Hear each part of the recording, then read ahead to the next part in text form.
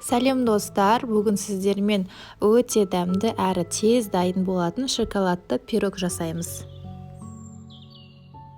Ең алдымен сүтті ысытып аламыз, қатты қайнатып қажет емес. Осы сүттің үстіне қант пен какаомызды саламыз.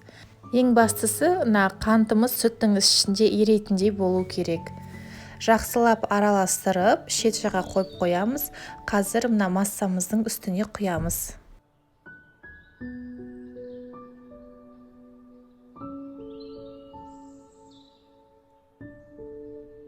Енді жұмыртқамызды араластырамыз. Негізі миксермен жасаған дұрыс. Сол кезде жаңағы пирогтарыңыз жақсы көтерілетін болады. Жұмыртқамыздың үстіне қантымызды салып жақсылап араластырып аламыз. Оның үстіне сұйық майды құйып, тағы да араластырамыз бір келкі болғанша.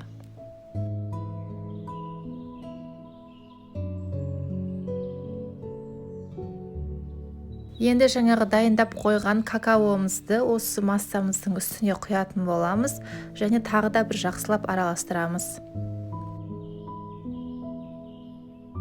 Енді ұнымызды салатын боламыз. Мен ұнның үстіне разрыхительді, яғни қопсытқышты қосып қойған болатынмын. Ұнды негізі 3-4 бөлікке бөліп салған дұрыс. Бірден барлығын қоса салсаңызда, онда ол көтерілмей қалуы мүмкін.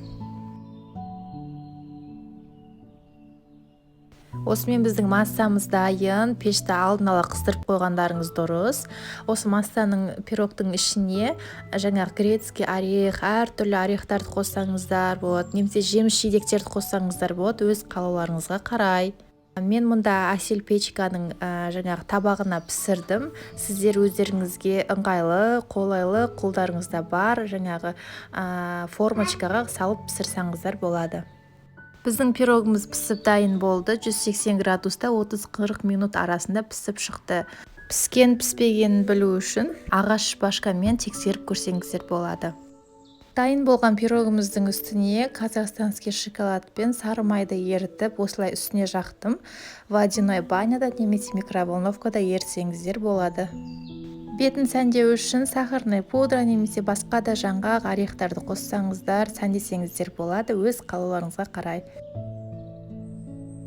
Осымен біздің пирогымыз дайын. Сіз де міндетті түрде жасап көріңіз. Видеоны соңына дейін көргеніңізге рахмет.